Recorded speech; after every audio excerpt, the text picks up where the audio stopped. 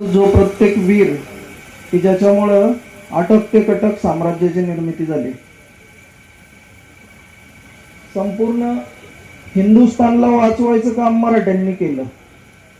पण आज मराठ्यांचा नकाशा वाचवण्यासाठी आपली संख्या किती आली बघू शकतो आपण. म्हणजे आपल्याला दिसते इथे डोळ्यांनी. म्हणजे आपल्याकडे इतिहासासाठी किती जागरूक वर्ग आहे हे आपल्या लक्षात येईल. किती लोकांना इतिहासाची जाण आहे हे तुमच्या लक्षात येईल.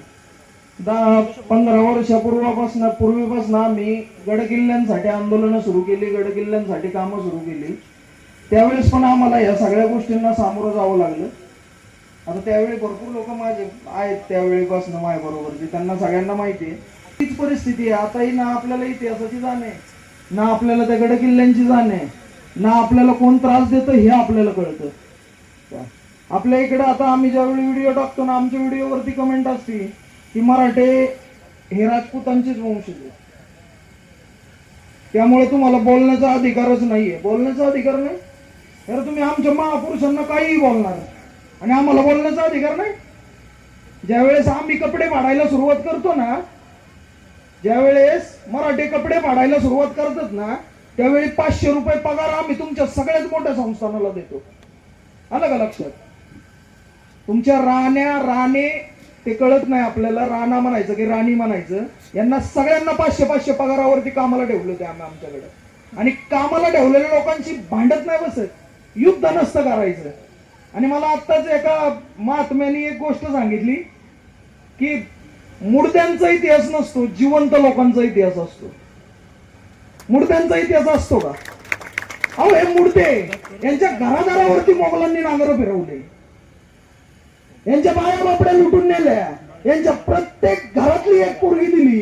यांच्यातल्या काही महाभागांनी असे पत्र लिहिलेले आहेत की आम्ही 150 उच्चकुलीन स्त्रिया तुम्हाला देतो, आमचं राज्य सोडा. यांचे तंटे बकेडे सोडवायला महाराष्ट्रातनं मराठे फौज घेऊन गेले. यांना कुणाला गादीवरती बसवायचं हे मराठे ठरवत होते. आणि हे आपल्याला आता सांगणार का की आमच्यावरती राज्य नव्हतं? चौथाई आणि सरदेशमुखी पायी तोंड लपवून पाळणारे तुम्ही, टॅक्स भरायची लायकी नव्हती तुमची. आत्ताच्या भाषेत सांगायचं झालं तर टॅक्स भरायची योग्यता नव्हती तुमची. तुम्ही मराठ्यांच्या इतिहासावरती बोलणार का आता? तुम्ही आम्हाला शिकवणार का छत्रपती शिवाजी महाराज? तुम्ही आम्हाला सांगणार मराठा साम्राज्य? अरे कपडे फाडलेत आमच्या लोकांनी तुमच्या, अक्षरशः काही ठेवलेलं नाहीये. पायाजवळ बसत होते तुम्ही, सरदारांच्या पायापाशी बसत होते. सरदार तर लांबच राहिले.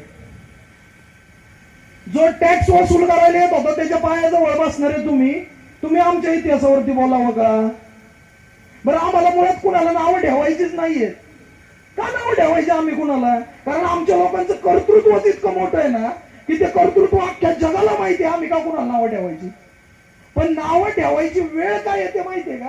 कारण यांच्या सगळ्यांचे प्रताप पाहिल्यानंतर म्हणजे मी बावळट आहे हे दाखवण्यासाठी हे साले सोशल मीडियावरती येते आणि तिथं आल्याच्या नंतर समोरच्याला बावळट म्हणतात. खरं तर हे बावळट आहे अख्ख्या जगाला माहितीये. अख्ख्या जगाला माहितीये की यांचा इतिहास काय आहे. पण हे मराठ्यांच्या इतिहासावरती बोलतात, त्यांच्या इतिहासावरती बोलतात, ज्यांनी एकेकाळी यांना उपाशी मरत होते तिथं वाळवंटात, खायला मराठ्यांनी पुरवले. पानिपतचं युद्ध जर मराठ्यांनी केलं नसतं ना, अफगाणी घरादारात घुसला असता यांच्या आणि पाकिस्तानच्या सीमा महाराष्ट्राच्या सीमेपर्यंत येऊन धडकल्या असत्या जर मराठ्यांनी पानिपतचं युद्ध केलं नसतं. जर मराठ्यांनी, छत्रपती शिवाजी महाराजांनी जर उत्तरेकडे रुख केला नसता, उत्तरेत आपलं सैन्य पोहोचलं नसतं, तर आपल्या घराच्या शेजारी पाकिस्तान असता. हे लक्षात ठेवा, बॉर्डर आपल्या घराच्या शेजारी असती. मग हे सगळं असताना यांची असली बोलणी का सहन करायची आम्ही? बरं याला कारणीभूत कोणी असू द्या, ते प्रशासकीय एक NCERT नावाची संस्था असू द्या किंवा केंद्र सरकार असू द्या किंवा कोणी याला जबाबदार असू द्या, पण ह्या गोष्टीसाठी हा नकाशा त्यांनी त्यांच्या मनाने टाकला होता पुस्तकात. तो काढण्यासाठी ज्यांनी आंदोलनं केली त्यांच्या आंदोलनातली भाषणं बघा, त्या भाषणांबद्दल मराठ्यांबद्दल त्यांनी बोललेलं बघा. त्यानंतर यांचे जनरली स्टेटमेंट बघा, यांच्या राजे राजवाड्यांचे, की ज्यांना आपण राजे राजवाडे म्हणूच शकत नाही. जागीरदार होते, 2-2, 4-4 गावाचे जागीरदार, राजे थोडी आहेत. त्याला अभिषिक्त राजा असावं लागतं. 850 वर्षानंतर छत्रपती श्री शिवाजी महाराज नावाचा एकच राजा या भारत भूमीवरती झाला. 850 वर्षानंतर. 850 वर्षानंतर अभिषिक्त राजा म्हणजे छत्रपती श्री शिवाजी महाराज. हे मधले काही राजे होते का तेव्हा? हे 4-4, 2-2 गावाच्या जागिऱ्या यांच्या पोट भरण्यासाठी राज्य केलेले, स्वतःचे राजवाडे वाचवण्यासाठी बाया वापड्या दिल्या यांनी. लढाईची हिंमत नव्हती. मराठ्यांच्या जीवावरती जे काही निर्माण केलं ते केलं आणि आज त्याच मराठ्यांना नावं ठेवायची. हिंदुत्वाच्या नावाखाली आम्ही बऱ्याच वेळा भरपूर काही सहन केलं. भरपूर वेळेस जाऊ द्या, कशाला जातीत वाद घालायचे, आपण सगळे एक आहे, हा हिंदुस्थान आपला आहे, आपल्याला पुढे हिंदू राष्ट्राची निर्मिती करायची अशी आमची संकल्पना होती. पण काय झालं, ते जरा पाणी डोक्याच्या वरती जायला लागलं. मग ते गुदमरून मारण्यापेक्षा यांना उत्तर दिलेलं जास्त बरं आहे. आणि ते उत्तर द्यायचं म्हणून ह्या अशा प्रकारे आम्हाला बोलायला लागतं. मुळात आम्ही यांच्या विरोधात नाही, आम्ही विरोधात आहे यांच्या त्या मानसिकतेच्या, की जी मानसिकता यांना सांगते की आम्ही सर्वोच्च आहे. पण सर्वोच्च कोण असतो माहितीये का?